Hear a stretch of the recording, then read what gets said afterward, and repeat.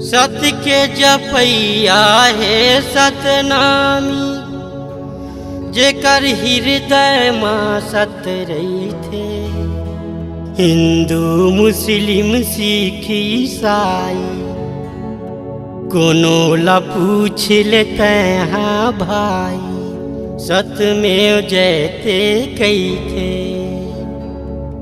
सतनामी बेटा ललकार मारे रे,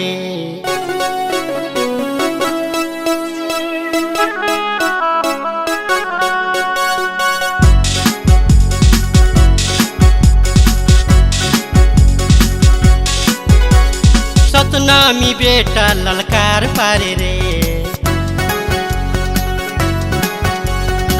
गली गली माँ हुंकार मारे रे, सतनामी बेटा ललकार पारे रे। गली गली माँ हुंकार मारे रे। ओही सत के विजय दुनिया दुनिया में जय, ओही सत के विजय दुनिया दुनिया में जय। नार्थ साउथ गुरु बाबा है, गुरु द ग्रेट मोर। घासी बाबा है, सतनामी ग्रेट मोर। गुरु बाबा है, इंडिया में ग्रेट मोर। घासी बाबा है, सारी दुनिया में ग्रेट। सतनामी बेटा ललकार पारे रे, गली गली माँ हुंकार मारे रे। वही सत के विजय दुनिया दुनिया में जय, वही सत के विजय दुनिया दुनिया में जय। नॉर्थ साउथ ईस्ट वेस्ट मोर। गुरु बाबा है, गुरु द ग्रेट मोर। घासी बाबा है, सतनामी ग्रेट मोर। गुरु बाबा है, इंडिया में ग्रेट मोर। घासी बाबा है, सारी दुनिया में ग्रेट।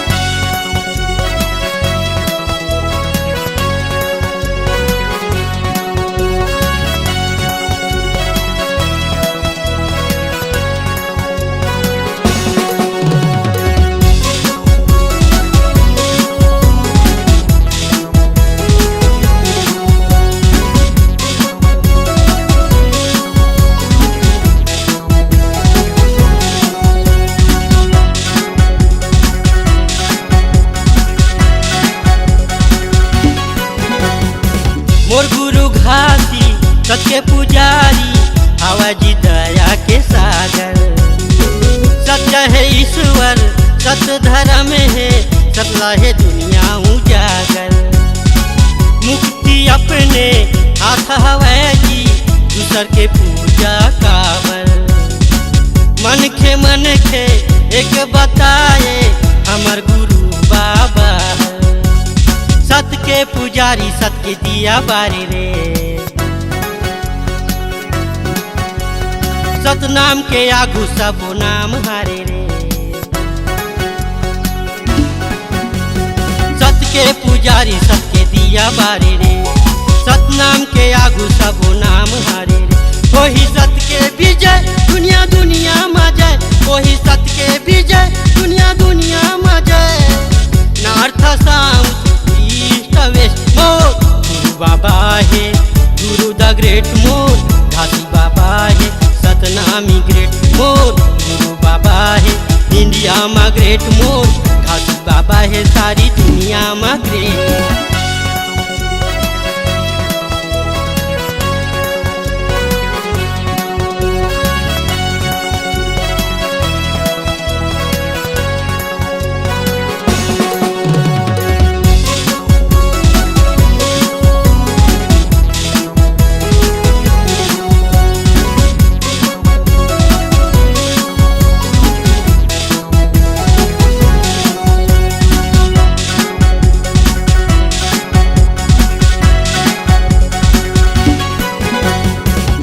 के निशानी सादा झंडा, सबले अलग पहचान है। घासी गुरु के नाम जगाबो, जान में जब तक जान है। देखा देबो जी हम सतनामी, सरगला भूया मलान के। चलो रे साथी सत के खाती, बाजी लगा देबो जान के। दास मनोहर गुहार पारे रे, एक नहीं 100 बार पारे रे। दास मनोहर गुहार पारे रे, एक नहीं 100 बार पारे रे। वही सत्य के विजय दुनिया दुनिया में जय, वही सत्य के विजय दुनिया दुनिया में जय। नॉर्थ साउथ ईस्ट वेस्ट ओ गुरु बाबा है, गुरु द ग्रेट मोर घासी बाबा है, सतनामी ग्रेट मोर गुरु बाबा है, इंडिया में ग्रेट मोर घासी बाबा है, सारी दुनिया में ग्रेट। सतनामी बेटा ललकार मारे रे, गली गली माँ हुंकार मारे रे। सतनामी बेटा ललकार मारे रे, वही सत्य के विजय दुनिया दुनिया में जय, वही सत्य के विजय दुनिया दुनिया में जय।